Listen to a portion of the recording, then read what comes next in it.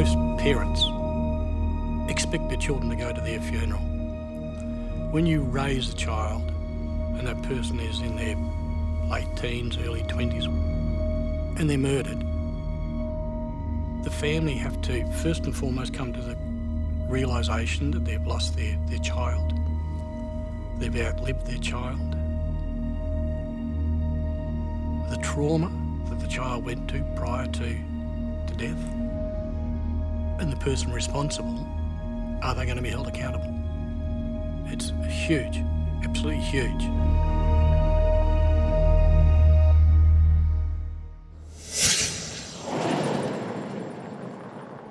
On a quiet road in northern Perth, former homicide cop Paul Ferguson is heading back to a defining scene. The killer has taken her out of the vehicle, gone down the slope, and 20 metres or so down the base of the bottom of the slope has dumped a body, just effectively dumped a body. We had a third victim. It was the 3rd of April, 1997. Her name was Ciara Glennon. She was a lawyer, quite an intelligent young lady, didn't take a lot of risks. There was no doubt that she was the third victim. The fact that Ciara's body was just dumped could mean a number of things. First and foremost, that he was arrogant. He wanted the body found. He wanted the body found. He gets a buzz twofold, one out of the killings and two out of all the publicity he's getting. 27-year-old Ciara Glennon, 23-year-old Jane Rimmer, and 18-year-old Sarah Spears, all victims of Perth's notorious Claremont serial killer. They just got into the wrong car. Got into the wrong car and it cost them their lives. The answer is out there.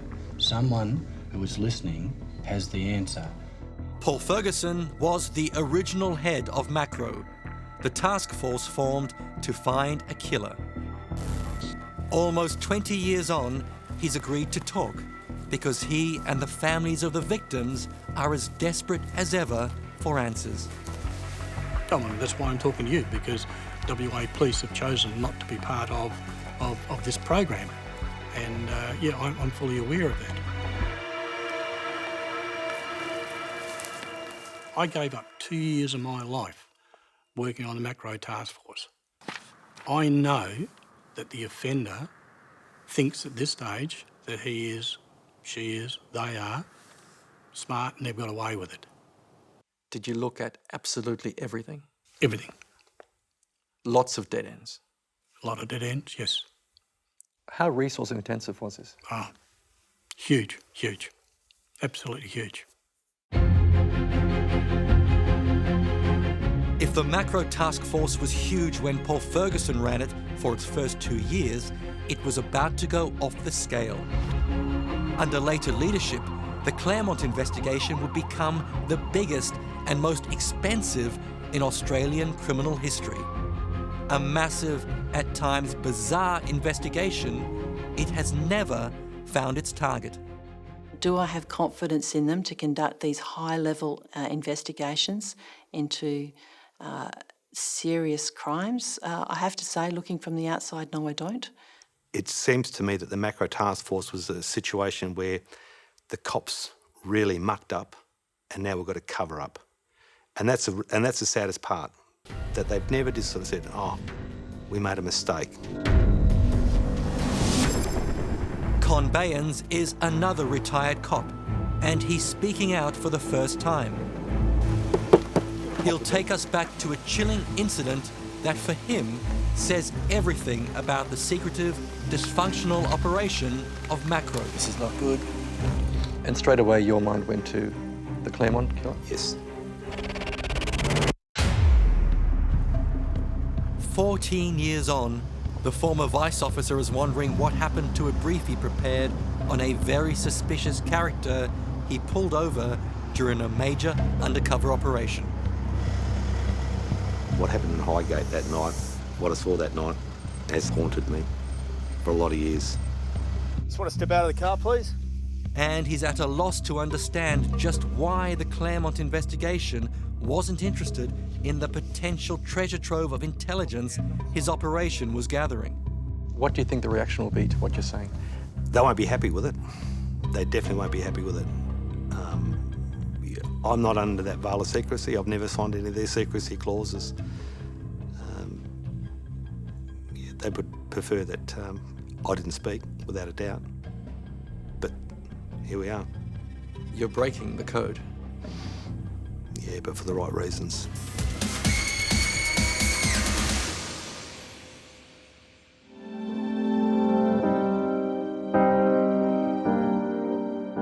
I think about her fondly. I think about her every day. Fortunately, no bad thoughts, are all, happy thoughts. Only bad thoughts about when she actually disappeared. I felt as though someone had opened me up with a scalpel.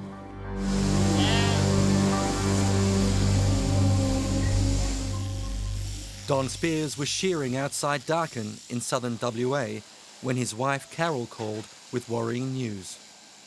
Their daughter, Sarah, was missing. I was working at a friend's property.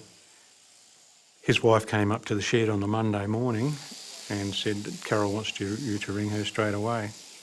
And with that sort of message, I knew there was something seriously wrong. And so we jumped in the car and drove to Perth, and just thinking of different scenarios that may have happened, and maybe she'd walk in the door at 4 o'clock. That never happened. And things just deteriorated from there.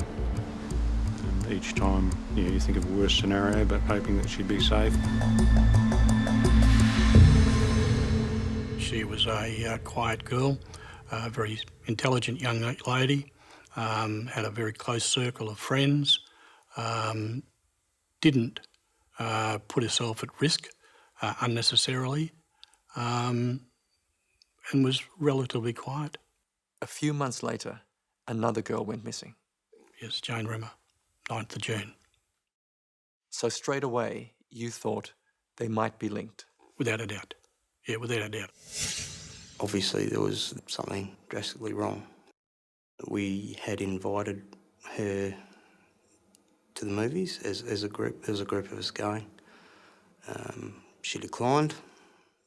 We didn't see her after that.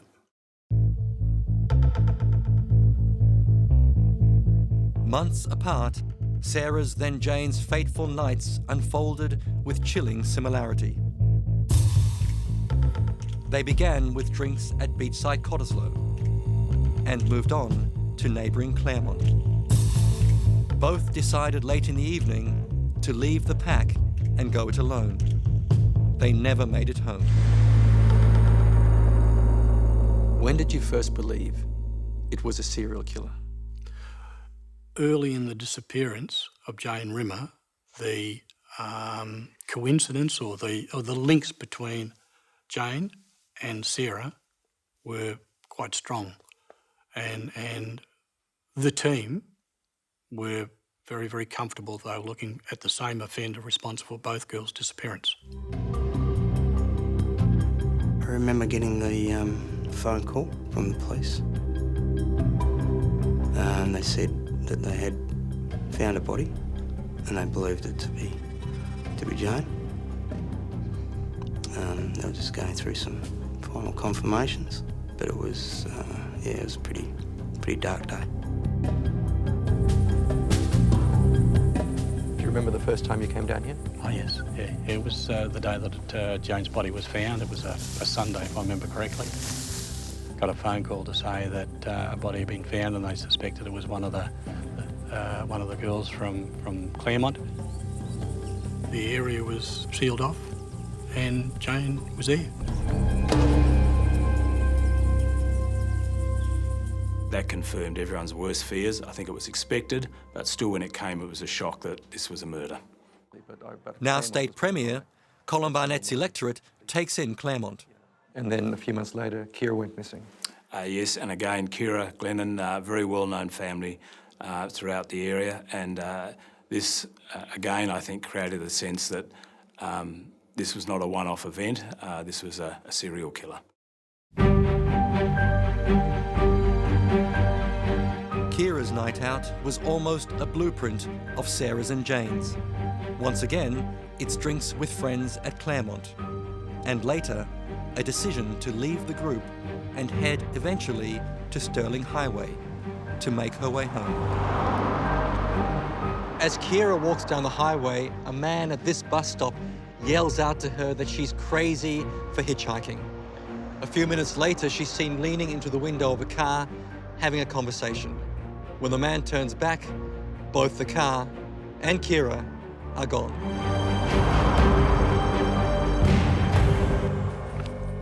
So you walk down the hill, and what there was some scrub, similar to this one here, which was about 25 metres down, and her body was just placed on the ground underneath that low-lying scrub.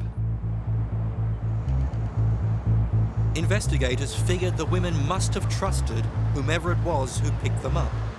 So much of their effort was focused on taxi drivers.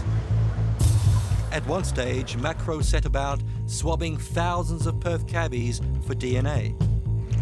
All the time, pressure was building for a breakthrough.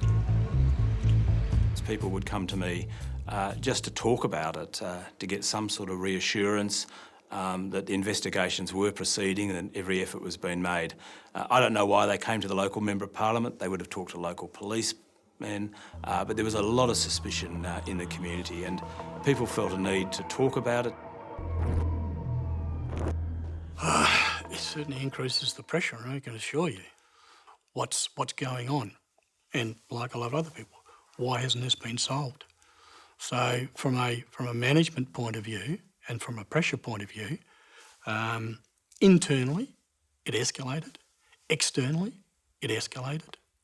Very soon, Paul Ferguson would be moved off the Macro Task Force. Like, he's a good top investigator, been in the criminal investigation branch for years, obviously a highly trained investigator, and all of a sudden he's been thrown out. What can you make of that? Once again, you can only speculate, because in the absence of any explanation, that's all the officers are left with. What did you speculate? He'd rubbed somebody the wrong way, and they wanted him out of the show. He was shafted. Yeah, and rather undiplomatically as well. A rising star named David Capehorn took the helm at Macro. He'd made a name for himself cracking a high-profile murder case. The police force regarded Capehorn at that stage as the gun investigator who had in very quick time solved the Pamela Lawrence murder by arresting Andrew Mallard. Just a mere technicality that he arrested the wrong bloke and got him stitched up for a life term. That was just a mere technicality, but apart from that, he was, in the eyes of the police department, their top investigator. It's just tragic. Never before have people on a task force been able to make a difference that we can make by resolving these crimes. Before long, Macro would fix on one suspect and one suspect only, a public servant named Lance Williams. I've always said all the time that I've had nothing to do with it. And according to Con Bayans, they didn't want to know about anyone else. Look at the type of people I was encountering every night. Every one of them had the potential to be the Claremont serial killer. And I said, and Dave, look, I understand you're heading the Macro Task Force, and I'm assuming that these murders are sexually motivated or whatever, so if there's anything I can help you with, I'll let you know every offender we intercept. His response, I didn't expect. He just said, don't worry about it, Con, we've got our man. And those words will stick with me forever. And I just went, really? Well, that just hit about 10 on my weird shit-o-meter.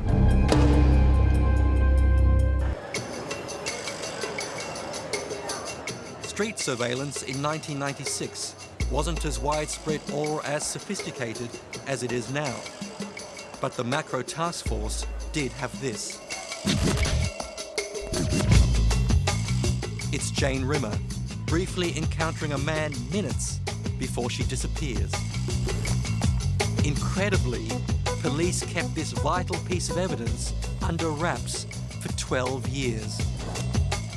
There's a moment she's talking to someone and she appears to recognise that person. Yes. And then she disappears. Yes. Who was that person? To the best of my recollection, we never identified that person. He could have been the killer. He could have been the killer, yes. So why not release a video? Perhaps we should have. Perhaps we should have. When did you see that vision? It would be 12 years after she went missing. 12 years? 12 years. Why has it taken 12 years? There's a recognition there.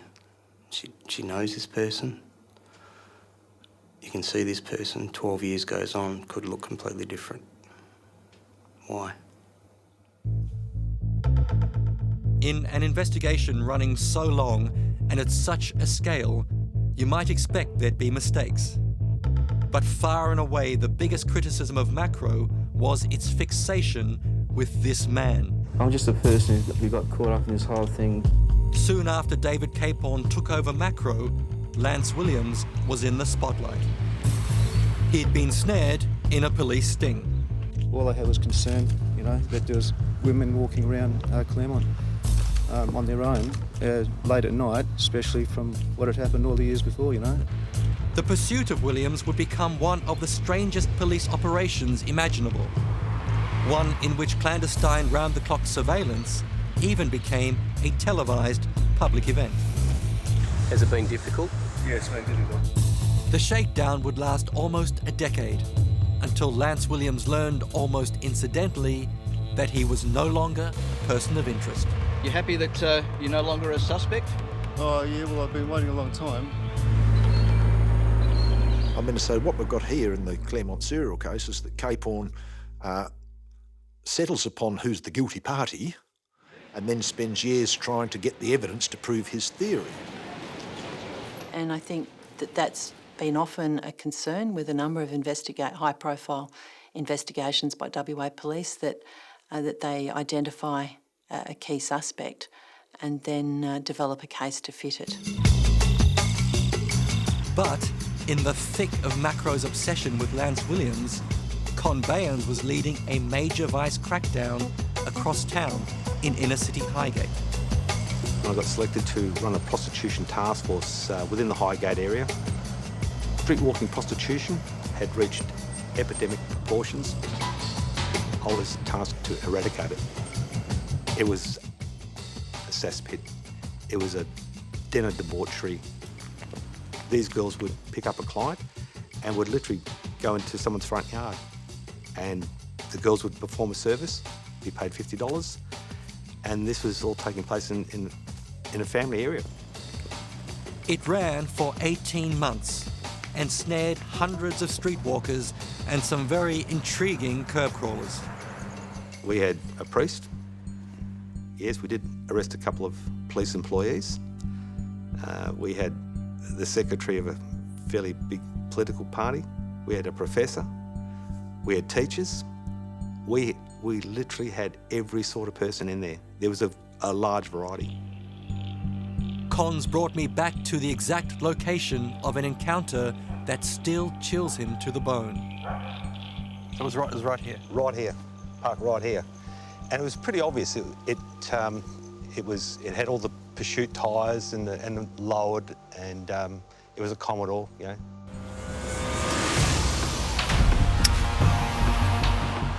Con had been sitting in his own unmarked car when he noticed what he thought might have been an off-duty cop. Oh, hey, baby. Hey. Propositioning a streetwalker. We got an unmarked police car on Broome Street, Highgate. He wasn't a cop. Con moved in and summoned his team. Guys, let's pull this bloke over.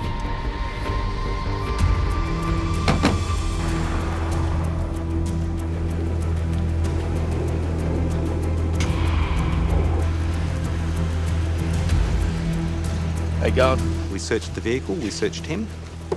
One of the other lads opened up the boot. He called me over, he said, "Hey, boss, Sergeant, I think you better look at this." So I went over there and the whole boot was lined in blue plastic. There was wire ties, I think a pair of pliers, some masking tape.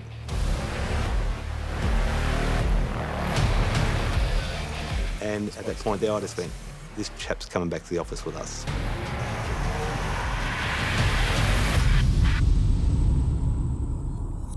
When you saw this, he was equipped for abduction. Yes. And straight away your mind went to the Claremont killer? Yes.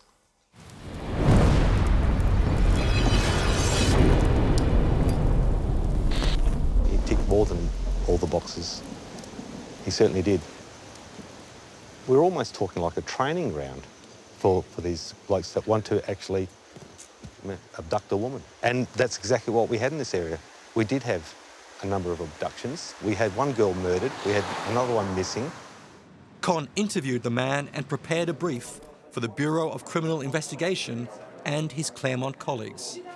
It featured more compelling detail. The car that he was driving was in fact an ex-unmarked police car. He'd bought it from the auctions. The chap involved had actually taken a taxi course and learned all the taxi frequencies and the taxi radio protocols and everything like that. Actually, I was contacted by an officer from the BCI and she actually said, "This guy's pretty hot. This guy's pretty..." And I said, "Well, yeah, let me know how you get on with it." What happened then? Nothing. Absolutely nothing.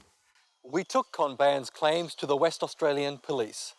They told us his suspect had been investigated but found not to be connected to the Claremont killings. We pressed them for more information. Did he have an alibi?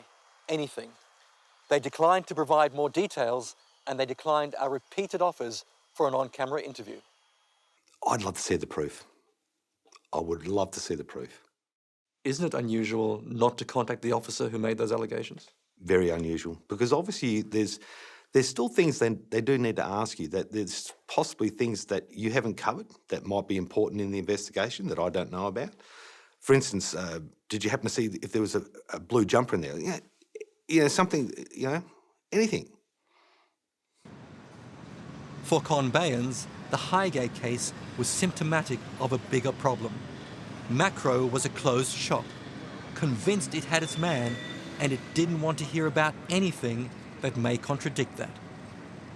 Steve, during the course of that operation, we conducted somewhere in the vicinity of 4,500 name checks. So that's 4,500 people that we encountered in that area, loitering around for the purpose of either prostitution or whatever.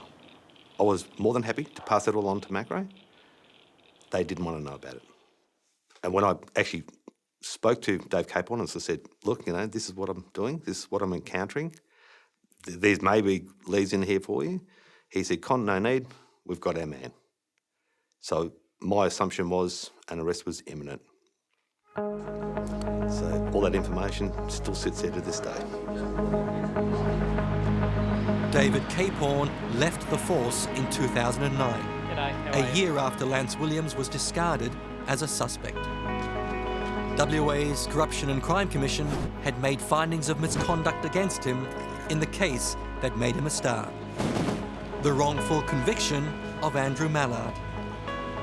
His role in Macro has not been officially questioned. You need to open the books for a new set of eyes, and I'm not saying that that should be done as reality TV. I'm saying it should be done in a coroner's court with a really skilled Queen's Counsel, with a really truly independent coroner from outside of Western Australia especially appointed, and really shake this tree. I don't see the need for an inquest as such. I think continuing to support the investigation that goes on, and in particular appealing for people who may have some knowledge or some suspicions to come forward. But that hasn't worked for the last 19 years. No, it hasn't, but we should not give up. I do think that it's not good enough for the police or government to sit back and say, well, trust us. We need more than that. Despite doubts and the many concerns about competence and procedure, the original lead investigator still believes police will crack the case. So you think Sarah's body's out here? Yes. 19 years later, no one's found it. Not yet. What's your gut feeling? My gut feeling is there's someone out there shitting themselves because they don't know. They don't know how close police are.